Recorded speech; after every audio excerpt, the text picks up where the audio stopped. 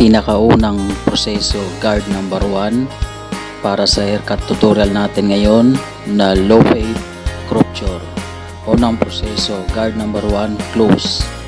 So mababa lang po ito mga katropa dahil low fade po tayo ngayon. So ito ay technique number 2 ko. Technique number 2 ko ito mga katropa. So panoorin nyo po hanggang matapos mga katropa dahil marami kayong matutunan dito para sa mga baguhang barbero or nag-aaral sa fade, lalo na sa low fade. So pangalawang proseso mga katropa, guard 0.5 close with combination, no guard, adjust ang blade ng sagad, sa gitna at pantay. Ilaro-laro po natin yung combination na yon, yung walang guard siya, tapos adjust yung lever ng sagad, sa gitna at pantay. Yan po yung kasalukuyang ginagawa ko ngayon, yung procedure natin na pinagsabay, yung guard 0.5 close, tapos yung combination natin, adjust natin yung lever ng sagad, sa gitna at pantay. Ilaro-laro po natin yun mga tropa para sa magandang blending ng fade. So mababa lang po ito mga katropa, estimated natin na low fade ang ating kalalabasan ng ating gupit ngayon, low fade crop-core. So napaikot natin yung ating procedure. So tandaan mga katropa, dalawa lang po yung aking ginamit na guard number 1, tapos yung 0.5 guard, pangatlo na yung combination natin. So next na gagawin mga katropa ay i-trim natin yung kanto mula sa taas ng guard number 1 upang sa ganon ay bilukin konti at tanggalin yung kanto sa upper guard number 1 sa dinaanan ng guard number 1 na yon. So parang i-barbers lang natin mga katropa para mawala yung kanto. So partial trimming yan mga katropa dahil i-finishing touch natin mamaya para mas lalo pang mawala yung kanto.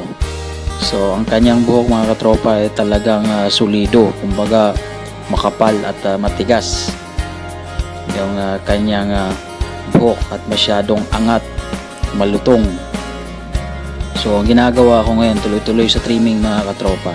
So yung pagtitrim natin mga katropa ay base lang sa hugis ng kanyang ulo para may bagay natin yung ikot ng kanyang buhok sa kanyang hugis ng ulo niya, kumbaga. So ngayon katropa, bigyan natin siya ng curve patilya papatay sa kanyang low fade para mabigyan siya ng forma. Ayan, i-detail natin yung kanyang low fade para ayitin natin yan maya maya para hindi na po mahirap kaskasin ng blade. Ayan. So nakikita nyo mga katropa sa video ay parang pumuti siya, pero dahil po yan sa kintab or kinis ng ating fade at saka yung silaw ng araw, kaya medyo angat konti. Pero pag i-close mo yan ay talagang low fade na low fade yan. Ayan. So tapos natin yung ating paggawa ng pattern. So ngayon sprayan natin ng tubig at gumamit ng bagong blade para ayitin natin ngayon yung ating ginawang pattern, yung kanyang patilya. Ayan, ayitin natin ng pulido at tamang gaan ng ating kamay para iwas sa sugat po. Ayan.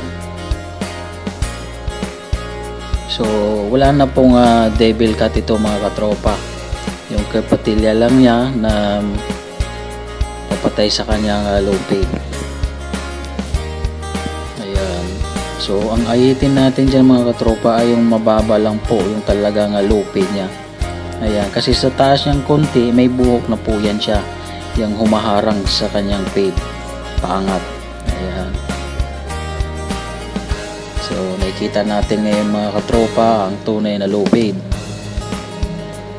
Ayan. So may nakikita tayong mangitim-itim pero i-develop natin yan mamaya para mawala na yung mangitim-itim na nakikita natin sa upper fade niya.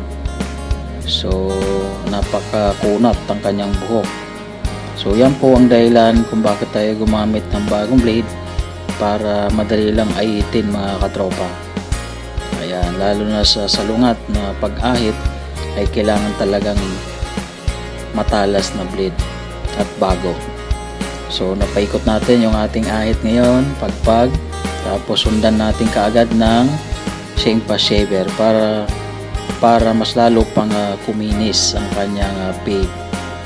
Ayan, pitik lang po dahil mababa lang po ang ating gupit ngayon na tinatawag na low fade crop chore.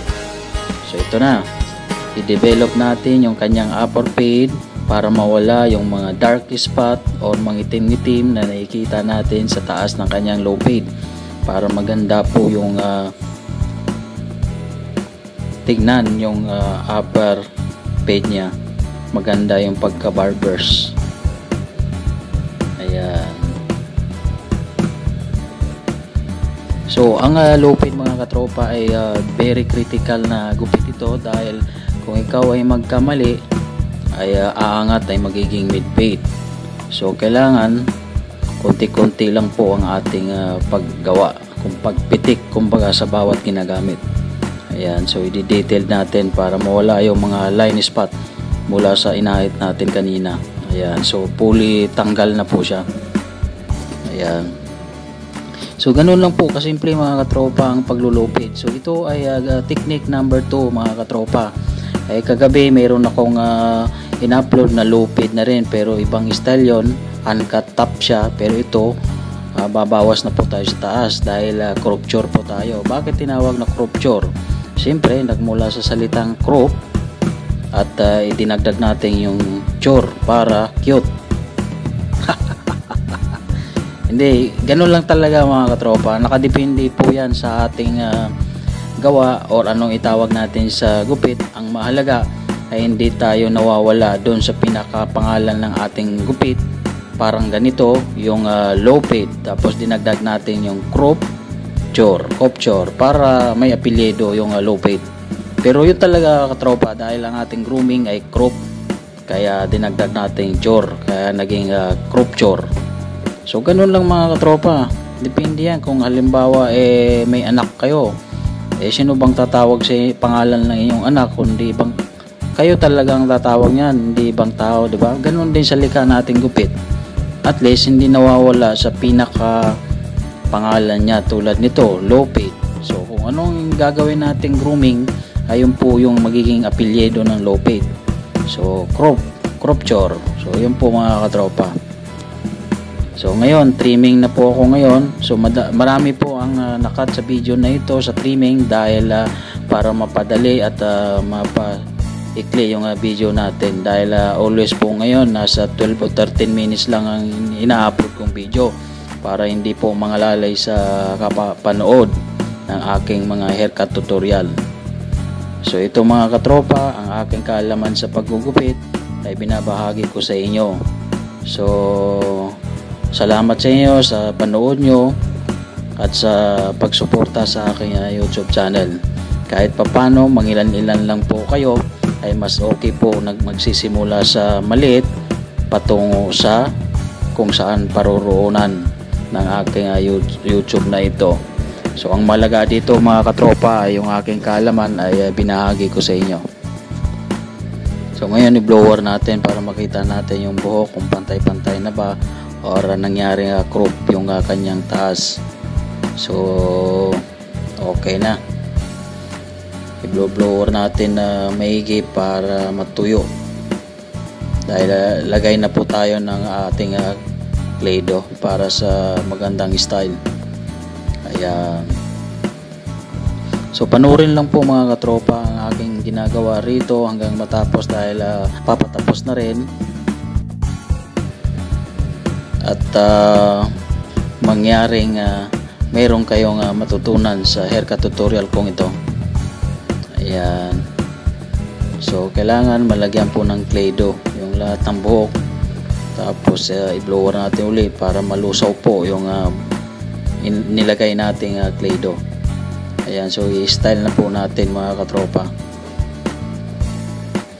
kung ano ang magandang crop na ating ma-style. So sana mga katropa marami kayong natutunan sa haircut tutorial kong ito na tinatawag na Lopid Crupture. So sana mga katropa, tuloy-tuloy sa pagsuporta sa aking YouTube channel. Paki-subscribe lang po at wag lang po kalimutan na pindutin ang like at ang notification bell para updated kayo sa mga susunod kong mga gupit, dahil marami pa po tayong mapapanood at maabangan sa aking channel na ito.